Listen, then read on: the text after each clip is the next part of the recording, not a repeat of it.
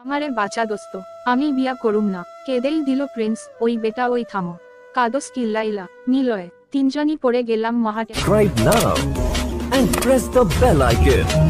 Never miss an update. বাসর ঘরে কি আছে? আমরা শপথ করেতেছি যে কেউ কোনো দিন প্রেম করব না, কখনো কোনো মেয়ের দিকে ভুলেও তাকাবো না, এবং সব সময় সিঙ্গেল থাকব। কেউ যদি ভুলেও প্রেমে পড়ে তাহলে তাকে ফ্রেন্ড লিস্ট থেকে ব্যান্ড করে দেয়া হবে।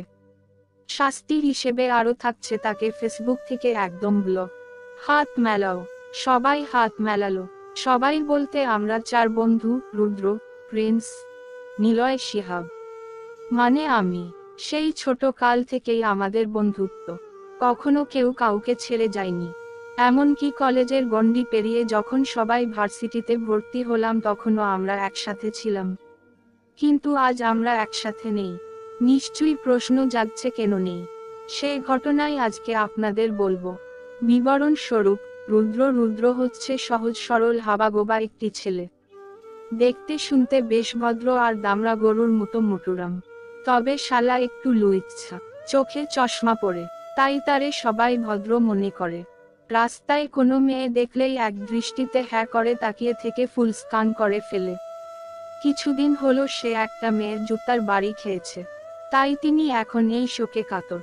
প্রিন্স নামটা শুনে রাজা বাদশা মনে হলেও শালা একটা সেই লেভেলের ফকির। ফকির বললে ভুল হবে, ফকিরের চেয়ে বড় ফকির। ফ্রেন্ডদেরকে তো কখনো কিছু ট্রিট দেয়নি, বরং পেলে আরো চেটে পুটে খেয়ে আসতো। আমরা বাকি তিনজন কখনো তাকে ভাঙাতে পারিনি, তাই একদিন তাকে ইচ্ছা করে পকেট মেরে পার্টি দিচ্ছি। বন্ধু আমার এজন্য আপাতত আমাদের সামনে অভিমান করে বসে আছে।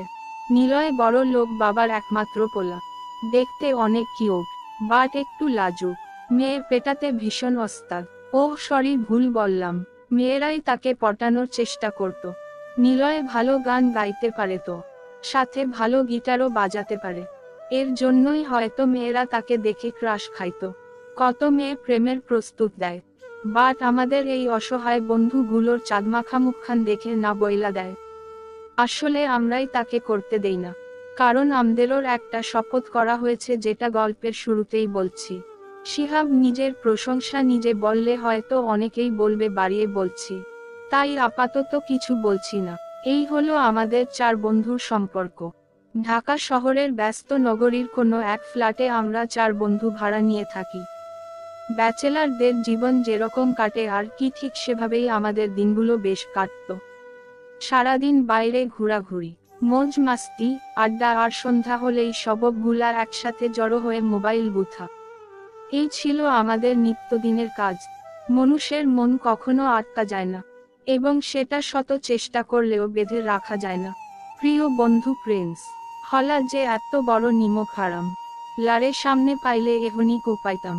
ঘটনা হইল গিয়া বন্ধু প্রিন্স অনেক আগে থেকেই একটা মেয়ের লগে প্রেম করো, সে চুপি চুপি। শালা আমাদের কখনো বলে নাই, বলবে কেমন করে, সাহসটাই তো পায় নাই। প্রিন্স দেখি হাঁপাইতে হাঁপাইতে রুমে ঢুকলো। তিনজনেই দেখা অবাক। কিরে কি হইছে তোর, এভাবে হাঁপাইচ্ছস কিল্লাই? কোনো ভূতে দৌড়ানি দিছে নাকি? রুদ্র, না দোস্ত, আর বলিস না ভাই আমার, আমি একটা বড্ড ভুল কইরা কইছি রে ভাই। তোগর সাথে বেইমানি করছি, তোরা আমারে মাফ কইরা দে। কাদো কাদো ভাব প্রিন্স, ওই মামুর বেটা দিনদুপুরে কি তোরে জিনে ধরছে নাকি? কি বেইমানি করছস, খুইলা বল দেহি। আমি, দোস্ত, আমি তোগরে না জানাইয়া একটা মায়ার লগে প্রেম করছি। সেই কথা তোদের বলি নাই, বললে তোরা আচত রাখতি না। কিন্তু একটা ঘটনা ঘইটা গেছে। প্রিন্স, কস কিলা, এত বড় বেইমানি আমাগো লগে? নিলয়, ওই বেটা থামো, আগে শুনতে দে, তারপর কি হইছে বল। আমি, সেই মেয়ে আয়শা আমারে ডাইরেক্ট থ্রেড মারছে। আগামী 3 দিনের মধ্যে বিয়ে না করলে সে তাদের বাসার ছাদ থাইকা লাভ দিব, এবং দোষী হিসেবে আমার নামে সুসাইড নোট লেখা যাইব। আমারে বাঁচা দোস্ত, আমি বিয়া করুম না, কেঁদেই দিল প্রিন্স, ওই বেটা ওই থামো। কাদস কিল্লাইলা, নিলয়, তিনজনই পড়ে গেলাম মহা টেনশনে। কি করব ভাবতেছি। ভুল যেহেতু করছেই, তাই শাস্তি হিসেবে বিয়েটা করতে হবে তাকে।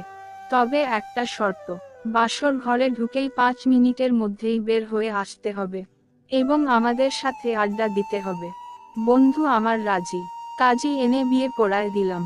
বন্ধুর ফ্যামিলিরে ব্যাপারটা খুলে বলার সাথেই রাজি হয়েছে।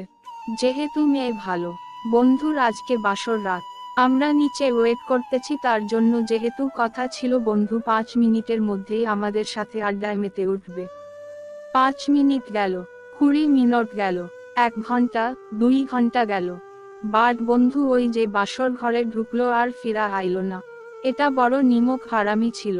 তাকে এখন ফোন করেও আর আমাদের সাথে পাওয়া যায় না। বিভিন্ন অজুহাত দিত। বউ পাইলে যেটা হয় আর কি। রুল অনুযায়ী তাকে ফ্রেন্ড লিস্ট থেকে ডিলিট এবং ব্লক। নতুন রুল চালু হলো, নিলয় প্রাইভেট ম্যাডামের কাছে এক্সট্রা টাইম পড়তো। ম্যাডাম দেখতে সেই লেভেলের কিউট আর সেক্সি ছিল। আগেই বলেছিলাম নিলয়ের উপর সব মায়ারাই ক্রাশ খাইতো। আর ম্যাডাম কেন বাদ যায়? তিনিও ক্রাশিত নিলয়ের উপরে। নিলয় লাও ম্যাডামের লগে পরকিয়া শুরু করলো। সরি পরকিয়া বললাম এ কারণে, যেহেতু ম্যাডাম আমাদের বয়সে বড়, আর ম্যাডামের তখনও বিয়া হয়নি, তাই বড় হওয়ার কারণে পরকিয়া বললাম। আপনারা আবার উল্টা পাল্টা বুঝেন না। তো এই পরকিয়া করতে গিয়া বন্ধু আমার গেল ফাইসা। ম্যাডামের লগে এক্সট্রা কেয়ার মানে ইন্টু পিন্টু করতে গিয়া ম্যাডামের বাপের সামনে খাইলো ধরা। তাই লোক লজ্জার ভয়ে পড়ায় দিল বিয়া। বন্ধু আমার রাজি না হইলেও বাসর ঘরে গিয়ে খুশিতে আত্মহারা। যদিও প্রিন্সের মতো প্ল্যান ছিল পালানো। ফুল ট্যাঙ্কি বাইকে তেল নিয়ে আমি আর রুদ্র নিচে ওয়েট করছি। বন্ধু ওই যে ঢুকলো বাসর ঘরে আর ফিরাও চাইল না। দোস্ত এই বাসর ঘরে কি আছে রে? যেই লায় ঢুকে আর বের হইতে চায় না। রুদ্র, খোদায় জানে রে দোস্ত একটা দীর্ঘশ্বাস টান দিয়ে। আমি এভাবে হারিয়ে গেল 2 বন্ধু। এখন বন্ধু বলতে রুদ্র আর আমি। আবার নতুন করে নিয়ম। দোস্ত আমি তোরে ভুলেও ছাইরা যামু না। জীবন থাকতেও না।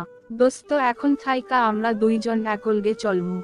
দুজন দুজনের সব বিপদে একসাথে থাকবো। যতই ঝড় আসুক।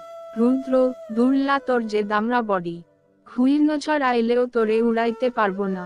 হা হা হা।